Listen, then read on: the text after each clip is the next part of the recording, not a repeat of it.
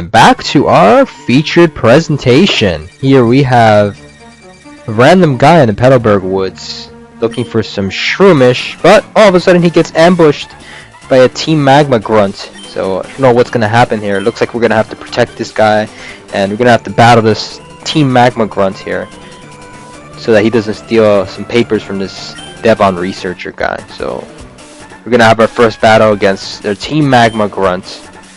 Oh man. I wonder what's gonna happen in this match here.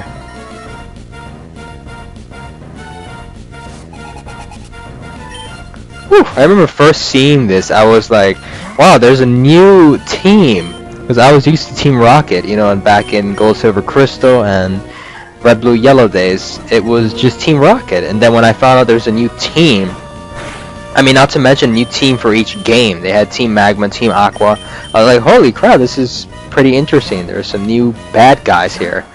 I was like, wow, okay, I would have expected, you know, Team Rocket to transition to other regions or something like that. But, I mean, that's cool too. Even better. So yeah, we're gonna fight this guy here. He also has a Poochyena. His is a higher level than mine, and he has an advantage having a sand attack, but I also have... Did I use growl on him? I forgot who I had put first as my lead.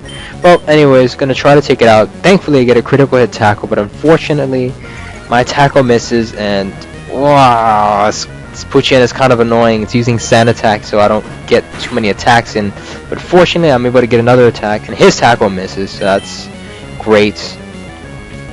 So we're just having a tackle war here. Oh man, hopefully he doesn't auto miss my tackle, and I'm able to take this Poochyena out, so awesome. Oh, that's who I sent out first, Ralts. So yeah, the Gra helped, otherwise it would have been hitting me harder with those tackles. Whew! Okay, so we won our battle here. He's not gonna steal this guy's papers, or my Pokemon, or whatever. No, I always thought it would be pretty interesting. Let's say you lost the battle against Team Magma, and you'd like lose your Pokemon to him.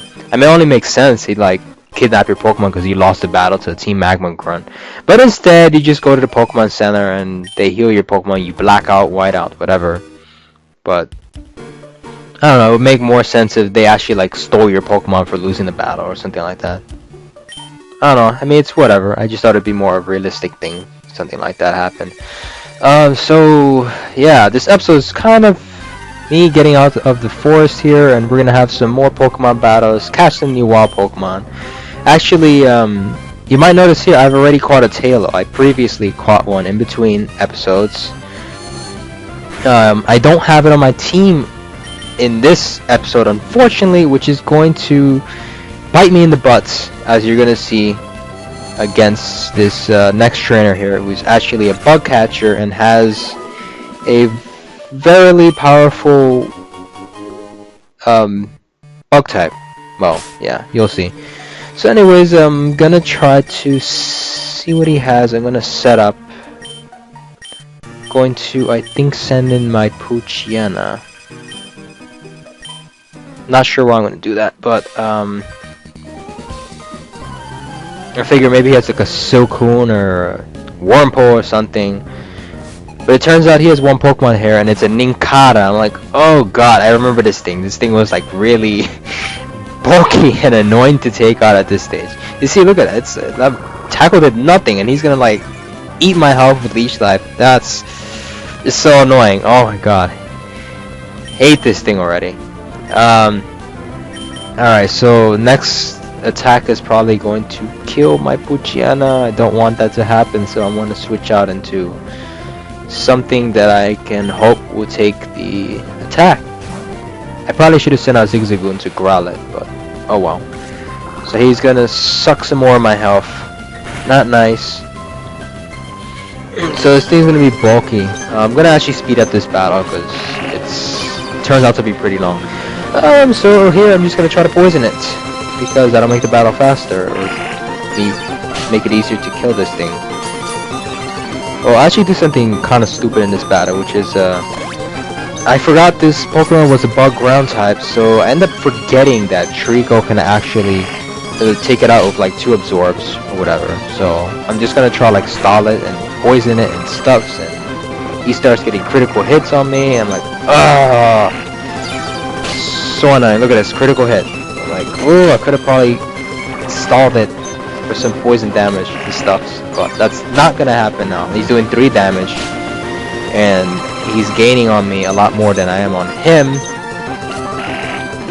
So I'm probably gonna need to use a potion or switch into something else here. And I don't really want to waste too many potions, so I decided to get a little greedy, which is not good because this does a lot. He gets a critical hit again. Oh, this thing is so annoying. So now I'm kind of in trouble because I feel like I should probably tail whip it. But I told you I forgot this thing was bug grounds. I thought grass was not very effective on it, so I start like lowering its defenses, even though it was hardening. Boy, I hate this thing's like a little roach thing. But I get lucky this time, I get a critical hit. Whew, thankfully, I was fortunate, because I would have needed like 3 quick attacks. And finally take this thing out. Oh my god, that was so annoying, this little bug. Oh god. Well, next time I'm bringing my Tailor. That's who I should have had on my team to take that thing out quickly. To use some Pex, that thing wouldn't be taking that many hits. Alright, so on to looking for some more items and getting out of this forest. Whew, that was a while.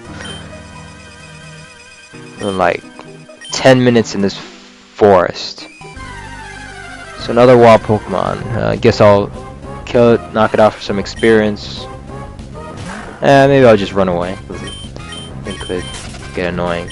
Also, another good ability, Poochyena has a runaway. I think that's why it... Is that why I kept it in the lead? No, but it is good to keep it in the lead for that ability. In case let's say your Poochyena is not trained high enough, you can still run away even though the wild Pokemon is faster than your Pokemon because you have the runaway ability. So it's pretty nifty. And this guy's going to give me a TM for Bullet Seed, which is... not that powerful in this gen. I forget, it's like 25 base power per hit in like generation 6, 5. But back around this time wasn't that good, it was like base 10 or something. Yeah, I'll check it out in a bit. So we're just gonna pick up some berries. I think we'll plant some berries later when we can water them so we can make new berries and all that good stuff. And check for some items here, so it's always good. I might speed up some of these little battles here. This one I didn't speed up, but the next ones I might just totally skip. You might notice like the music skips a bit, but yeah, it's kind of annoying when you're like looking for items and like every patch you run into a wild Pokemon. So yeah. Anyways, they keep looking. I forgot that for a second. I don't know why I was spazzing. Poochyena had runaway, so I didn't really need to switch it out. But I think I was just getting ready for the next battle probably. So I'm going to pick up some more items in the patches here, and yeah. So nothing left. Going to check out what's going on at this flower shop. So somebody here is supposed to give me that Wailmer Pail. It's I think it's not this girl. I think it's a girl up there. So she's like, hey, nice to meet you. Like I thought she would give me like a berry or something. You know, people are supposed to be nice in this game. Like I thought everybody's nice except for like Team Magma. You know, those bad people and your rivals, of course. Yeah, they're evil. So Wailmer Pail, yay! Now I can water berries. Awesome. Now we can grow stuff, and we can blend berries later on, because we'll have more berries to blend with. I'll probably show you guys later how to like blend berries and stuff. You know, fun stuff in Gen 3 and all that. But this is a ROM, so I'm not sure how planting berries is gonna go, but I'm gonna definitely show you guys the scheme of planting berries, and if it does work, I will have video proof. Because I mean, I actually recorded this episode like 3 months ago, so I ended up planting berries 3 months ago, so it would have been like 3 months anyway, so I would know if the berries grew or not. Either way, yeah, enough of your story. So yeah, here we're gonna plant some berries here and water them. So awesome. I don't want to run out of chesto berries, so I'm gonna plant the other ones. Plant some orange berries. I wanted to actually plant one of each, but I don't want to run out of chesto berries. Exactly. So yeah, I'm gonna plant a cherry berry and probably another orange. Yeah, because I don't want to run out of chestos. And we're gonna water them. So cool. Yeah, I don't want to, like, you know, plant any of the berries. I only have one of each in case the ROM doesn't allow for time growth. Oh, in other words, that the time doesn't work along with the game. I mean, then again, time does come from your computer's database time, whatever. So it should still work, since I believe the clock was working alongside with my computer's time. I'll have to check out that later. There's just some advice on TMs here. Yeah. Well, at least in Generation 6, you know, you can use infinite TMs, but back in this gen, they were one-time use, so that kinda sucked. You know, for some TMs like Earthquake and all that, you know, you'd want a lot of Pokemon to have them. I remember giving Earthquake to like Metagross or something like that, and then I wouldn't have it for anything else, but I mean, Earthquake was kinda good on Metagross, being that some things would like to switch into it or whatever. You know, 3rd gen prediction games. But personally, I wasn't really that competitive in Generation 3. It was kind of a fun gen. I remember getting into double battles in this game. Man, I had a lot of fun memories. Tackle was gonna miss. So yeah, these are just some other battles we're going through here, and we're just kind of trading for the first gym leader, which is user of rock types. That's Roxanne, the rock type gym leader. So Trico is going to be very useful for that gym, so I am looking forward to that. Yeah, so just some more training. As long as Trico stays healthy, I'm just going to use Absorb to keep getting that health back constantly, as while my opponents keep using Tackle. So either way, I'll keep getting that health back, so Trico will stay at near full health at least, because that's important. I didn't even notice this girl. This girl wants to fight me. I don't think he could avoid her either way. But anyways, the more the merrier. But here's where I said after this one she has another grass type. Yeah, that's where I said I kind of would have wanted a flying type to take it out. So yeah, this game has like a lot of fond memories.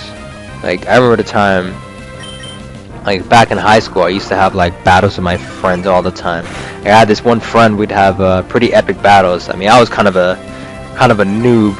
I had Pokemon, I think it was Ruby or Sapphire. I think it was Ruby, because Ruby was the game of choice that I played through. And then I picked up Sapphire just to get like Kyogre and other things to trade over or whatever that I couldn't get in Ruby and all that good stuff. So I remember distinctively in the days of Ruby, I met a friend like one day in high school who I found out was into Pokemon. I didn't know that. So we started having Pokemon battles, and I found out he was like a favorite of water type Pokemon. So we would have these like repetitive battles. Like I said, I was kind of a noob, so I used to use like legendaries and all that. I had the Mewtwo on my team. I think this was either Ruby or when Fire Red Leaf Green came out, and then you could get Mewtwo and all that, and I had like Articuno and stuff I used to trade over and then like battle my friend. And he would like kick my ass. I try to like sheer cold and all that and try like one hit KO moves, and it's like back when I didn't even use like Blissey's. I just used to use like whatever. I like I got Mewtwo, I'm so powerful, I can kick butt or whatever. Yeah, you all know those fun days. Pre-competitive days. I used to like double battles, so that was another fun favorite. I actually like the introduction of double battles in this generation of games, and they actually in this episode you'll get to see the first double battle you actually encounter. So this is actually like a really nice walk down memory lane of the first presentation of what a double battle is. And I believe in the presentation of Ruby and Sapphire before you actually bought the game, they had a commercial. I think they foreshadowed double battles, or they showed a preview of what a double battle is. I believe this battle you have the option of whether you want to battle or not, because obviously she didn't talk to me. I talk to her and I'm in battle, so cool. So she has 2 grass types. I have a paralyzed Trico and a Seedot. Yay! So yeah, my idea here is I'm just gonna bide because I'm sure his Seedot doesn't really know that many attacks either, and let his Lotad attack Seedot, which he does, and that's awesome. So I'm just gonna retaliate with that because there's not much Seedot can really do right now. Bummer, because I kind of like Shiftery when it finally evolves. Yeah, Shiftery's kind of like one of my favorites because I love dark types. So we're gonna keep up the leering and quick attacks and stuff and just take these guys out. This is like one of those like slow-paced double battles. But normally in a double battle, you know, you have one Pokemon working with the other, something like Helping Hand or whatever. There's definitely some really unique strategies in double battle. That's really what sets double battle apart from singles. It's a very good platform, a very fun and creative platform to play in. And they even invented multi-battles. Not sure if that came in this generation or the next, but I'm pretty sure it was this generation where they had multis where you could play with a friend and then against 2 other people or something like that. I mean, it was fun times, yeah. So double battles definitely awesome. So yeah, that's my idea here. I'm just gonna keep biting. If they want to attack me, then awesome. If not, I'll just try to find a way to get Trico to kill them. So like I was saying, yeah, you know, fun memories from like all of that. My friend used to actually kick my butt half of the time and then talk about me using legendaries. He was actually pretty decent with those water types. And then one day I got more competitive and I decided to actually use I decided to use like grass and electrics on him because I knew like he just wouldn't stop using those water types. They were his favorites, so I'm like, let me try to counter team him. And I was like, I use grass and electric types. I forgot what I used. I used to use a Jolteon. I had Sceptile's my starter, so I'd use that on him. Well, back when I had the legendaries, I would use Sceptile too, and the rest of the whatever. And then one day I started putting Jolteon, and then I had a non-legendary team, and I eventually got better, and actually that's when I think I started beating him.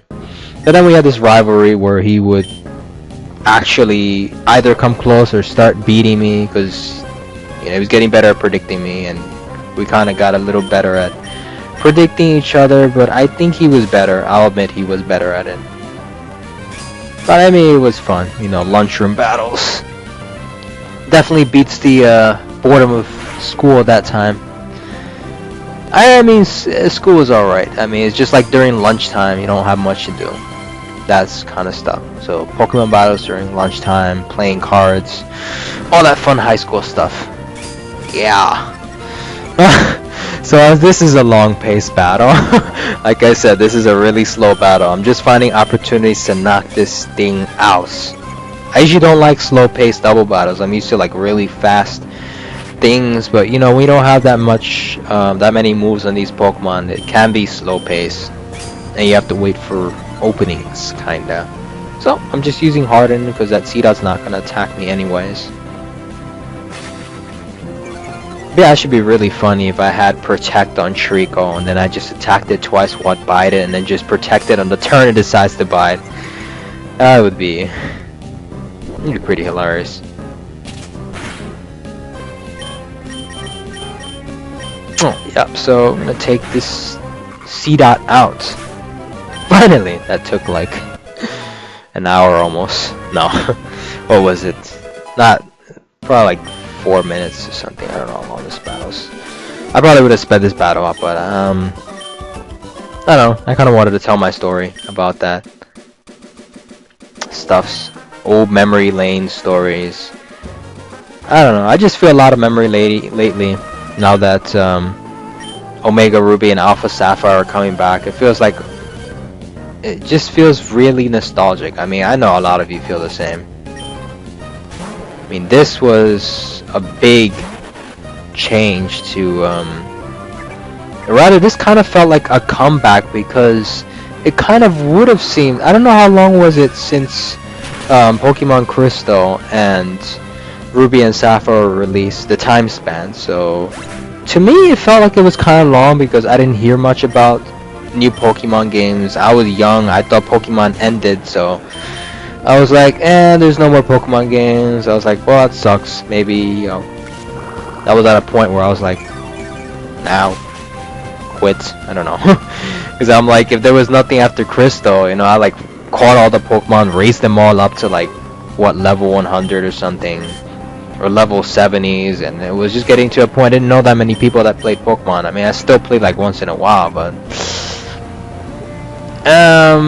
would have been nice if a new Pokemon game came out. And then I heard about this, and I was like, oh my god, that was just that was a turning point. I was like, I have to get a Game Boy Advance now and like buy this.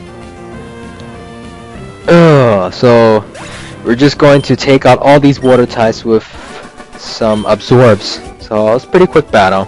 Just some Magikarps, nothing big, a little bit of experience. It's kind of a bummer that Magikarp really doesn't give you much experience, but hey, I mean, they don't have much to attack with anyways. But on the contrary, Gyarados actually gives you a good amount of experience when you fight it. I used to always have so much fun taking them out of electric attacks because it'd be like, oh, free experience, yes. And that X4 weakness. Yeah, in Wi-Fi battles, you know people are gonna switch that out, so you'd be like, I'm U-turning instead, or Shadow Ball with Jolteon. Not falling for that. Or maybe you Thunderbolt. If he has nothing else to... whatever. Talk about Magikarp and Gyarados. Alright, so I think that's actually a wrap for this episode. So in the next episode, we're going to take on our first gym leader. The gym leader Roxanne of Rustboro City, where we finally made it here. So, awesome. Hope you guys enjoyed this episode. Don't forget to like, comment, subscribe, and stay tuned for more.